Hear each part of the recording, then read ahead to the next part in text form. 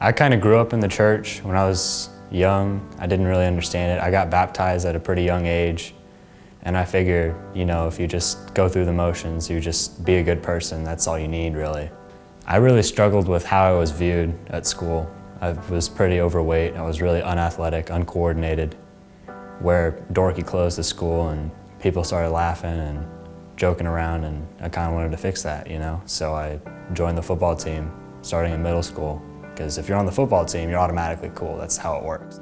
So, long story short, I made the coach's kid look pretty silly with my sweet moves. So coach is like, run it again.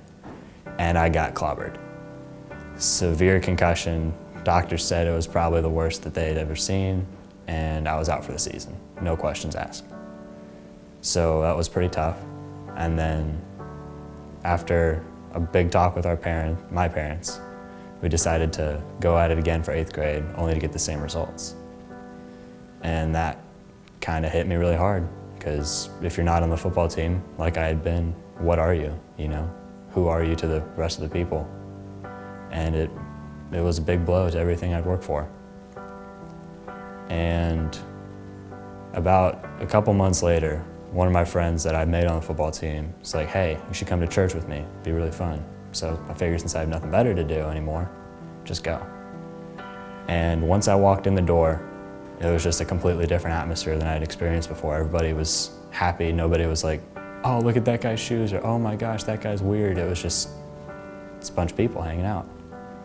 And the sermon that the youth pastor was giving was about identity and how it doesn't matter how other people see you, it's just how God sees you, and it's not a big deal how other people view you.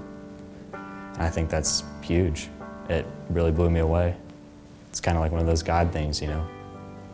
I was just really concerned with how everything was going to turn out now that I was sort of banned from football by my parents. And there's just one verse I like, Jeremiah 29:11. It says, "For I know what I have planned for you. I have plans to prosper you, not to harm you. I have plans to give you a future filled with hope." Just because things get rough at times in your life, it doesn't mean that everything's over. It doesn't mean that you should abandon hope. It just means that you gotta trust in God and know that He has plans for you, and they'll definitely be worth it.